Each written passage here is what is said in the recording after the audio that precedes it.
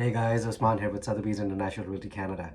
First of all, thank you very much for making it this far on the newsletter. I'm sure you're receiving tons of emails from all different parts of the real estate industry, as well as from many realtors as well in terms of what's been happening in the market and all that kind of stuff. But thought as part of this newsletter this month, might as well record a quick video in terms of what the statistics look like as opposed to typing it up and trying to make some sense out of it. So with that, what happened in the month of September? Let's quickly take a look at it.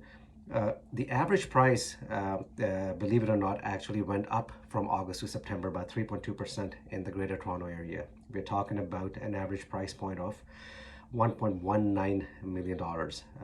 That includes all types of properties. What about the sales? The sales have certainly dropped.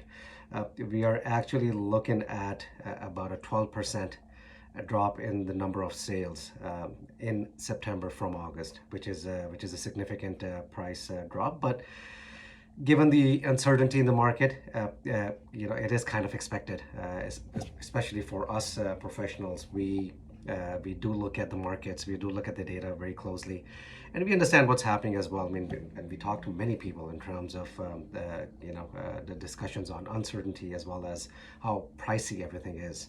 So the sales have definitely come down on a year-over-year basis. It's not as bad actually. We are down about 7.1% from September 2022. New listings. The new listings have gone up in September. Basically, it's a typical start of the fall market coming out of the summer. So we are seeing an increase of about 32% of new listings in the market, which is pretty significant. And finally, the active listings. So the active listings in September were 22% higher than they were in August. What does that mean overall in terms of where we are headed? Honest response to that is that it's very hard to say. We don't know. Again, the uncertainty is still out there in terms of where the interest rates are going to go. It's anybody's guess. The market is definitely heading in a direction, or it is in a sort of like a dynamic where people are currently sitting a bit on the sidelines. The sellers obviously are trying to test it out in terms of what the fall market is going to entail. But I think buyers are simply delaying their decisions at the moment. Looks like that the